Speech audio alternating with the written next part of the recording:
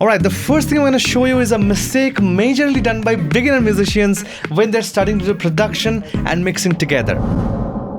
Let us say I have a piano melody over here that sounds something like this.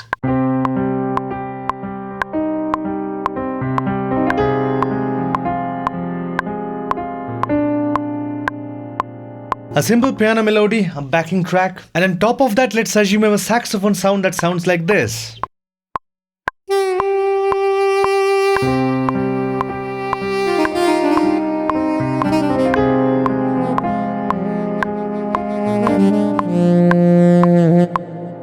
Now, oftentimes a beginner music producer, what they would do is before they record this saxophone, they would start polishing immediately after recording. They would start polishing the piano sound. And what happens over there is like they're losing the context. Imagine this. Let us assume I wanted to do an EQ on this piano just on basis of the piano without having the context of the saxophone. What would happen? I would probably do something like this.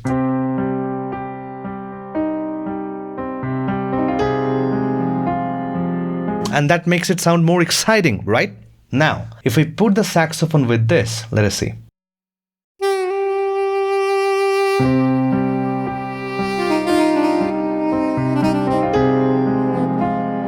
Now, if you see what's happening over here, your piano is basically trying to overpower your saxophone. Now, when you added the saxophone and you have already added the EQ on the piano, what you would do? A beginner musician, a beginner music producer, they would come over here, they would try to even make it more sharper, the saxophone. Why? Because they wanted to cut through the piano.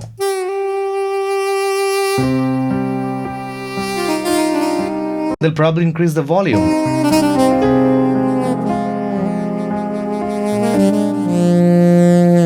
And you would end up with something like this. Now, because you didn't have the context in the beginning, and in a beginner phase, a music producer would not be able to gauge the context, like how it is going to be eventually, they would not be able to gauge it. And therefore, they would end up with something that sounds like this. And they would feel that, well, this is a good mix. Either they would feel this is a good mix, or they would feel, well, what's wrong with my mixing? Why is it not working out? Now imagine I'm trying to do the same thing after I have recorded both the things. That means I know the context. I know that my piano is supposed to be the supporting chords over here that should not try to overpower my saxophone, right?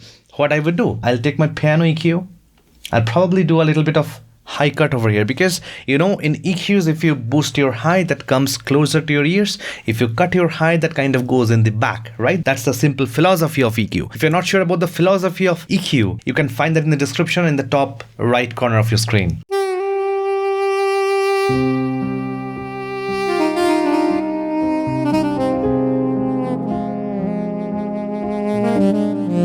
Now, this is a much better EQ balancing. Even though I don't like the EQ of the saxophone, I would probably, just to make it a little bit more analog vibed, I would take away a little bit of the highs and maybe boost a little bit of the high mids.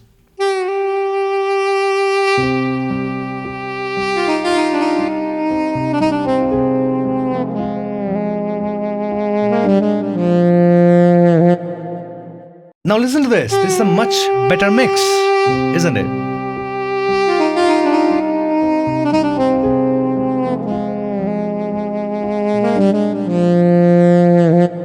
Once you have done this, now you can start compressing the sounds. You need to play it better if you want to make it sound better in the first place. You can put reverbs and you can start creating more atmosphere with this. And this entire game would have gone in a really wrong direction if you started with putting EQ immediately after you recorded your piano, because at that point, you're trying to make your individual items sound the best they can, not the group as a whole. Hey, if you're enjoying this video so far, I think you should hit the like button once, not twice. One more very vital reason people say you should not do production and mixing together, because most of the times the producer and the mixing engineer are different people. Because in the industry where the big names are working, you would find if a person is a producer, most likely, even though he might know mixing, he might be very good at it, he might not mix his own music. Because in the industry, we often rely on a technique that's called a fresh pair of ears. Yes, they want a song to pass through multiple stages, where each stage is being operated by a fresh pair of ears. In the production, probably a different person is working on the beats and a different person is working on, let's say, the strings. In the mixing phase, it's a whole different people. Maybe it's multiple people in mixing, multi phases of mixing. And then there's a different person who is doing the mastering. Now they do this to make sure that a song gets fresh perspectives in each stage, and therefore it is expected that in this way the song would get the best treatment possible. Now you might argue that, well, what if one person is constantly working on the song and that person has everything in their mind? Won't they be the best judge to that song? Well, for that you need to understand what music directors do. Watch the video right now on your screen to understand what music directors do.